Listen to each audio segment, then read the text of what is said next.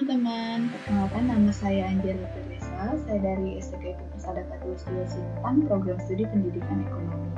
Nah, di video kali ini saya akan sedikit sharing tentang penggunaan aplikasi Mayop, di mana aplikasi ini digunakan untuk pencatatan akuntansi seperti jurnal dan lain-lain gitu, transaksi jual beli.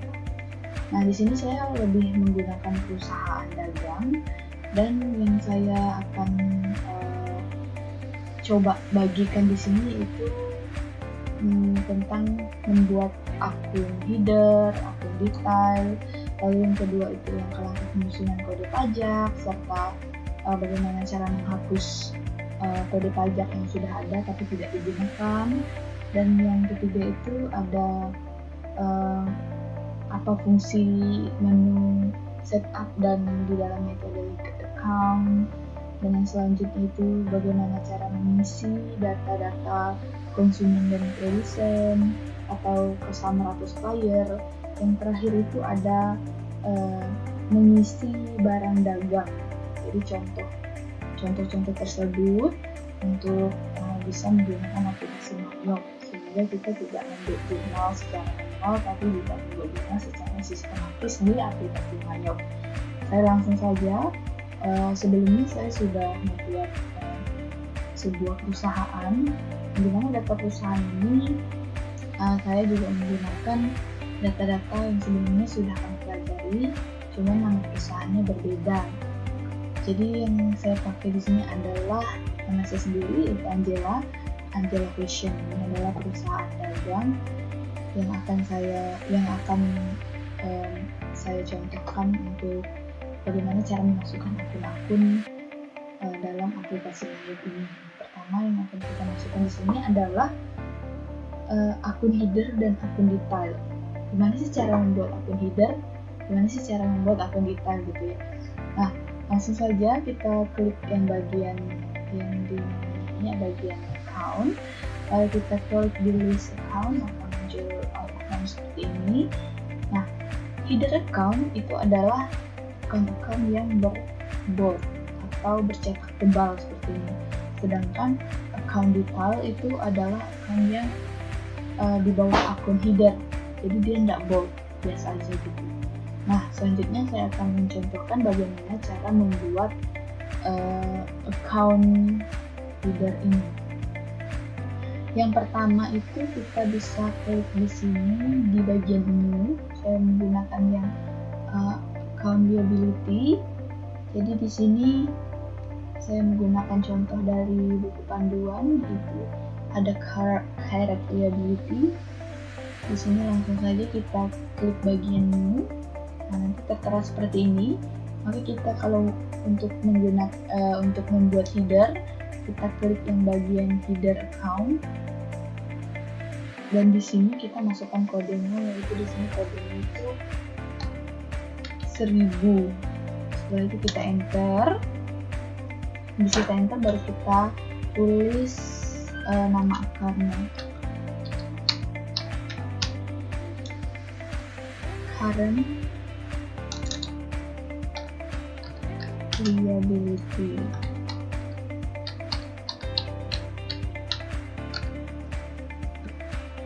Lalu kita klik OK, akan muncul seperti ini. Dan selanjutnya itu kita buat yang account detail. Jadi, sama aja, kita klik ini lagi. Lalu di sini kita klik yang detail account. Lalu di bagian sini kita klik kodenya, di bawah detail account itu ada value add atau text out. Kita tulis text out aja. Ini kodenya itu 1105 1105. Kita enter. Lalu di sini namanya yaitu text out.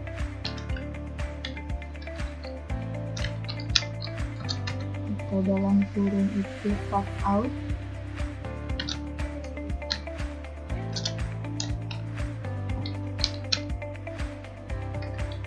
Lalu kita klik OK.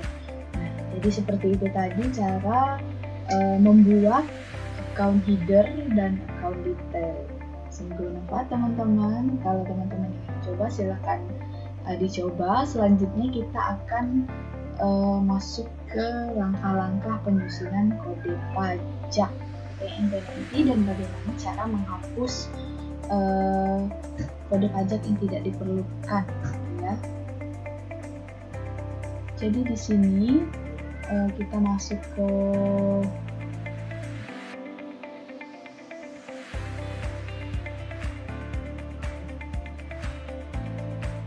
teks kode itu di list, kita klik yang menu yang bagian list, lalu kita klik yang teks kode yang muncul seperti ini. Nanti kemungkinan ada yang nggak bisa dihapus, nanti kita edit aja. Di sini kebetulan entry-nya sudah ada, jadi kita hapus yang selain entry.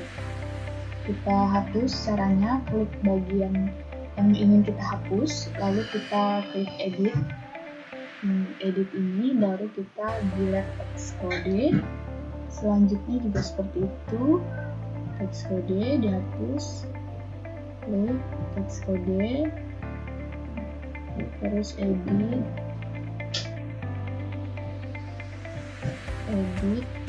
terus delete teks kode, edit, delete teks kode. Nah, ini tidak bisa dihapus, jadi nanti teman-teman bisa edit saja. Setelah kita edit, kita lanjut ke yang lain dulu.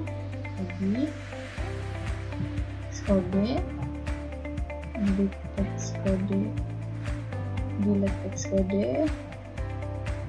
Yang ini juga delete teks kode. Selanjutnya ini kita edit, klik di bagian panah yang ini, yang sebelum di escape, klik. Lalu sudah masuk ke sini, kita masukkan di sini berarti ganti PPN, dan di bawah sini kita aktifkan ini, kita ganti ke PPN 10%. Jadi yang di sini kita masukkan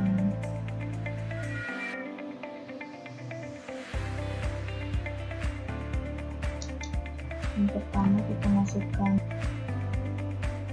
105 karena text out. Yang di sini kita masukkan 1/1109. Ini udah, lalu kita klik OK. Maka PPN-nya sudah tertera ini, terus entry-nya tadi juga sudah ada di sini. Nah, jika belum ada, teman-teman bisa klik menu di sini, lalu teks kodenya tadi misalnya PPN, tulis saja PPN di situ. Jadi kita coba di bagian ini, kita delete terlebih dahulu, lalu kita delete dulu. Jadi tadi cara untuk misalnya belum ada, terus ada apa namanya pajak yang belum termasuk, teman-teman bisa langsung masuk ke menu, lalu isi sesuai dengan prosedur yang sudah tampil di layar. Jadi selanjutnya kita akan membahas menu setup. Nah, di sini fokus ke dulu. Di sini ada menu setup. Nah, di menu setup ini ada linked account. Nah, linked account ini dia itu berfungsi untuk memudahkan atau mengotomatiskan data-data yang telah kita linkkan ke dalam Mylift ini, sehingga nanti jurnalnya itu tidak lagi manual kita gunakan dalam pencatatan transaksi setiap harinya, melainkan bisa kita lihat secara otomatis. Misalnya pembayaran itu tidak perlu lagi kita listkan manual seperti akuntansi manual. Misalnya jurnal umum, pembelian, terus pembayaran hutang atau apa itu tidak lagi kita manualkan, tetapi dia secara sistematis di dalam aplikasi Mylift ini. Nah, apa saja sih fungsi-fungsi dari turunan dari account ini? Yang pertama itu ada link account dan banking linked account, itu untuk menentukan akun penampung selisih atau penyeimbang akun saldo awal, laba ditahan, dan laba tahun berjalan. Nah, sedangkan untuk sales account itu dia untuk menampung buku besar umum, piutang bank, piutang, akun kas atau bank untuk penjualan tunai, uang muka penjualan, potongan penjualan, tagihan biaya angkutan, dan denda keterlambatan pembayaran piutang dari pelanggan. Sedangkan yang ketiga ini dia berfungsi untuk menampung buku besar umum utang usaha, kas atau bank yang dikeluarkan saat terjadi pembelian tunai, akun utang sementara penerimaan barang sebelum ada tagihan, akun tagihan biaya angkut pembelian, uang muka pembelian, potongan pembelian, dan denda keterlambatan pembayaran utang. Nah, jadi itu dia tadi dapat 4 kategori linked account. Nah, langkah-langkah untuk 4 kategori tersebut itu mengapa sih harus dilinketkan gitu. Jadi itu tadi untuk agar dia secara sistematis, jadi kita membuka jurnalnya itu tidak lagi secara manual, kita tulis secara manual transaksi penjualan pembelian piutang dan lain-lain, mungkin dia sudah terbaca secara sistematis kalau sudah memiliki link gitu. Dan kita buatnya melalui account yang ada 3 fungsinya. Nah, selanjutnya kita akan ada langkah-langkah untuk melingkat akun-akun yang ada di setup ini, yaitu ada account and banking account, ada sales account, ada purchase account. Yang pertama adalah account and banking account. Nah, di sini sudah tertera beberapa perintah, yaitu ada equity account for historical balancing, berarti di sini ada historical balancing. Kebetulan kemarin saya sudah mengisi, jadi di sini sudah tertera ada historical balancing gitu. Nah, selanjutnya langkah yang kita gunakan yaitu di bagian bank account for electronic payment ini kita masukkan yang cash in bank. Kita klik aja di tanda ini, lalu muncul seperti ini. Terus selanjutnya kita klik langsung di cash in bank, atau bisa ditulis manual, bisa teman-teman tulis manual untuk kodenya 1/1101. Setelah itu use account, kemudian dia berubah menjadi cash in bank, lalu kita klik OK. Selanjutnya kita melingkatkan yang sales account, klik sales account. Nah, di sini sudah account receivable. Ini memang menggunakan account receivable dan ini menggunakan cash in bank. Klik baru selanjutnya use account. Lalu di sini itu ada perintah I check both on sales. Ini pendapatan angkutan. Selanjutnya ada uang muka penjualan, potongan penjualan, dan denda terlambat bayar piutang. Di sini tidak diklik semuanya. Jika diklik dia akan muncul seperti ini. Di sini tidak diklik, lalu langsung kita klik OK. Yang terakhir itu adalah linked account yang untuk purchase account. Caranya sama, kita klik purchase account, maka muncul tampilan seperti ini. Selanjutnya di sini kita ganti ke account payable yang di kodenya itu 21100.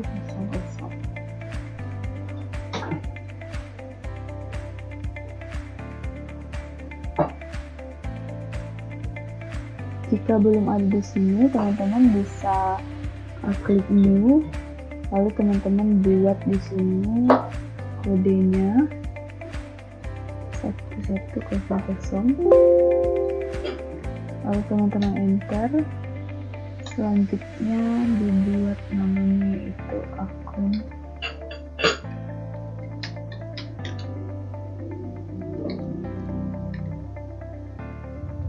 table, lalu klik OK. Di sini bisa teman-teman ganti, dia ada di account table, lalu use account, dan yang selanjutnya itu ada di sini kita pilih yang cash in bank ini, lalu use account. Di sini sama, tidak di checklist salah satu. Yang pertama itu ada perintahnya uang sementara terima barang. Terus selanjutnya ada tagihan biaya angkutan, uang muka pembelian, lalu potongan pembelian, dan yang terakhir itu denda terlambat bayar utang. Jadi tidak dicek salah satu, langsung di oke saja. Nah, itu tadi langkah-langkah dalam kategori-kategori setup untuk linked account, supaya nanti pas kita membuka data itu terbuka secara otomatis dan sistematis, tidak lagi secara manual seperti itu.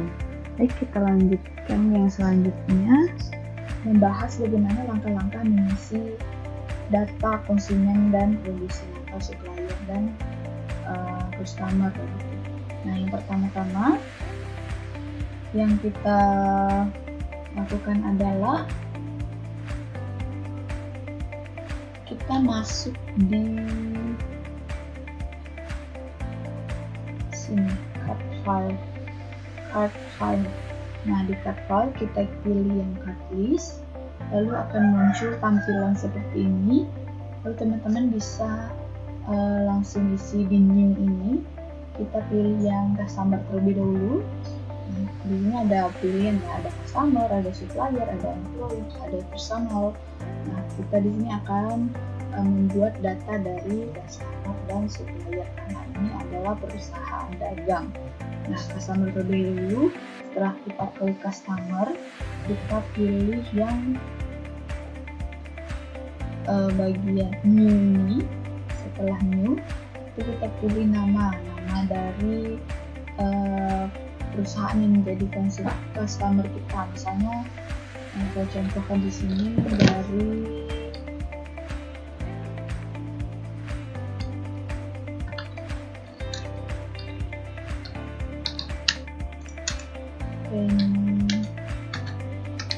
Jaya sana. Di sini ada Jaya di sana, lalu kita enter, dan selanjutnya itu kita langsung klik OK. Nah, dia langsung muncul. Ini adalah customer kita, yaitu ada Jaya di sana. Selanjutnya cara memasukkan data supplier.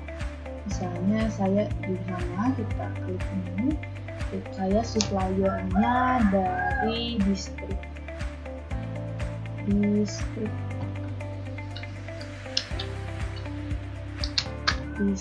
Busana. Nah, lalu kita enter, selanjutnya kita klik OK. Nah, jadi di sini sudah tertera customernya ada Jaya di sana, datanya sudah saya masukkan. Lalu suppliernya distrik Busana, datanya sudah saya masukkan. Nah, selanjutnya kita akan langsung saja cara mengisi barang dagang, karena ini perusahaan dagang. Jadi yang terakhir saya masukkan ini cara mengisi barang dagang, eliminasi gitu kan. Nah, di sini cara mengisi barang dagang itu pertama-tama kita close dulu. Ini kita masuk ke list yang inventory, bagian inventory, lalu kita klik bagian item list ini. Nah, kemudian ini all itemnya, misalnya terus ada yang sold udah habis gitu. Terus kita lanjut ke cara mengisi. Yang pertama itu kita mungkin karena kita belum masukin apa-apa, jadi kita belum punya datanya.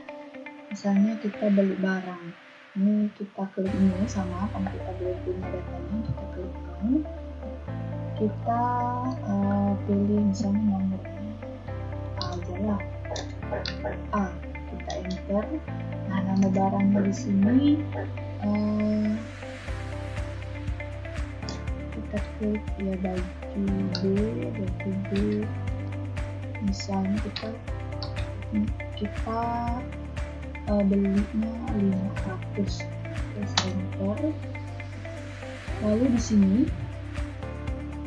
sini ada buy this item. Ini fungsinya itu untuk yang buy this item itu aktifkan jika barang tersebut dibeli. Misalnya kita aktifkan akan muncul express account for text. Terus yang kedua ini still this item itu aktifkan jika barang tersebut dijual. Dan yang terakhir itu ada I invested this item itu aktifkan jika barang tersebut di stok. Jadi ini pilihan-pilihannya. Jadi di sini saya tidak pilih salah satu karena ini contoh gitu. Tapi kalau teman-teman misalnya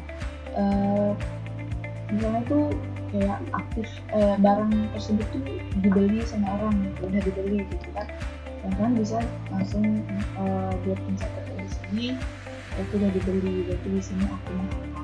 Berarti kan kalau udah dibeli kan akunnya tentu sudah masuk di list account yang tadi, account list yang tadi gitu. Misalnya kayak penjualan baju gitu, terus ada pemasukan baju lagi. Sedangkan karena ini belum ada, jadi kita tidak simpan. Kita langsung klik OK. Nah ini dia, jadi di sini tertera A B 5.000. Nanti outnya berapa, let's pesen berapa, style price-nya berapa, itu langsung muncul. Mungkin sekian penyampaian dari saya, kurang dan lebihnya mohon dimaafkan. Saya juga masih belajar, berusaha untuk yang terbaik. Selanjutnya kita akan backup datanya dulu sebelum kita close kan. Continue, terus selanjutnya itu kita ganti namanya jadi Angela Fashion 1 ya saya di sini, lalu klik di backup, lalu kita save. Nah setelah di save kita udah boleh keluar. Cara keluarnya klik file, klik di exit, klik, terus kita klik no, dan sudah keluar. Terima kasih yang sudah menonton video ini, semoga bermanfaat. Terima kasih juga kepada ibu yang sudah memberikan tugas ini. Ini tantangannya luar biasa karena jujur saya baru mengenal aplikasi ini. Jadi semoga bermanfaat. Terima kasih.